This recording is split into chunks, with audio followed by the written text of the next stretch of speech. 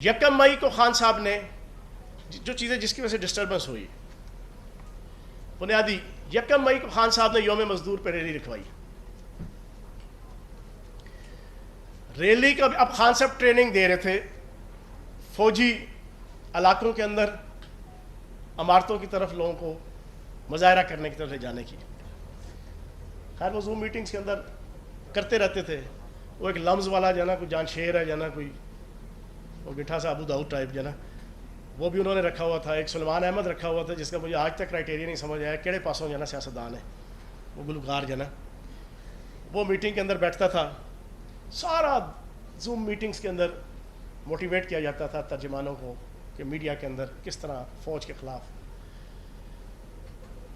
باجوہ کے خلاف آپ نے جناب کیا کیا باتیں کرنی ہیں، ڈرنا نہیں ہے، گھبرانا نہیں ہے، کچھ نہیں ہوتا، خوف کے دروازے توڑ دو، سارا کچھ کرتے کرتے. یکم مئی کو خان صاحب نے جی ریلی رکھوائی یوم مزدور کے بہانے. آرڈر دیا جی لیاقت باغ سے جناب جاؤ صدر والے پاسے. ہمیں پتہ چلا، ہم نے جناب این ٹائم پہ رات کو میں نے راجہ بشارت صاحب اور باقی ٹیم کو جو ہمارے پارلیمنٹیرین تھے اعتماد میں لیا. ہم نے جگہ چینج کر کے شمس آباد پارک طے کروا دی اور پھر وہاں جو ریلی ہوئی وہ ساری آپ نے دیکھی. خان صاحب کو برا لگا. خان صاحب نے 6 تاریخ کو دوبارہ ریلی لکھوائی اور میٹنگ اس سے ایک دن پہلے کی اور ساروں کو کہا کہ ان کے ذہن میں ہے کہ وہ کچہری اور جی ایچ کے ساتھ ساتھ ہیں. انہوں نے کہا جی کچہری جانا ہے آپ نے، کچہری چوک. خیر جس دن ریلی تھی شاہ اٹالیا پہ میں نے راجہ بشارت صاحب کو، باقی جازی خان صاحب، راشد حفیظ صاحب، ساروں کو ہم نے اعتماد میں لیا. ہم نے کہا جی کہ ہم نے پل مرید حسن کا پل کراس نہیں کرنا. ہمیں مزاج پتہ ہے، ہم نے ساری زندگی سیاست کی، ہمیں پتہ ہے کہ مواب کا کوئی اخلاق نہیں ہوتا، مواب کی کوئی اخلاقیات نہیں ہوتی. اور پھر جس طرح پچھلے 1 سال کے اندر سوشل میڈیا کے ذریعے سے جو بیرونی طاقتیں یورپ کے نمبروں سے، یو اے ای کے نمبروں سے، امریکہ کے نمبروں سے جو سوشل میڈیا میں چل رہا ہے وہ میں پھر وقت کے ساتھ ساتھ آپ کے سامنے ساری چیزیں جو ہے نا رکھیں گے انشاءاللہ. میں نے ساروں کو اعتماد میں لیا. اینڈ ٹائم پہ جب سارا جلوس آرگنائز ہو گیا میں نے کہا جی ہم نے وہ پل کراس نہیں کرنا. سارے اس بات پہ رضامند تھے سوائے واسق قیوم کے اور عمر تنویر بٹ اور آصف محمود. ان کو ڈائریکٹ میسیجز آتے تھے زمان پارک سے، ہم لوگوں کو نہیں آتے تھے ڈائریکٹ میسیجز.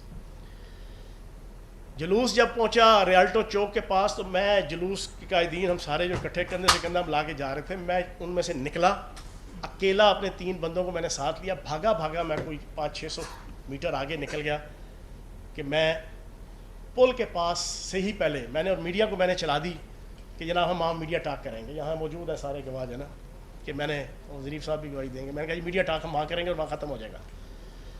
میں پہلے ہی وہاں پہ پہنچ گیا. پھر وہاں پہ جو میں نے ساروں کو روک دیا. وہ آگے عمر تنویر بٹ لے کے بندے جا رہا تھا. میں نے کہا ادھر واپس آؤ. سرور خان صاحب اس بات پہ ایگری تھے کہ ہاں جی ادھر ہی میڈیا ٹاک کر لیں. بشارت صاحب کو بھی ایگری کیا ہوا تھا، وہ بھی سارے. ہم نے وہاں پہ میڈیا ٹاک کی، ختم.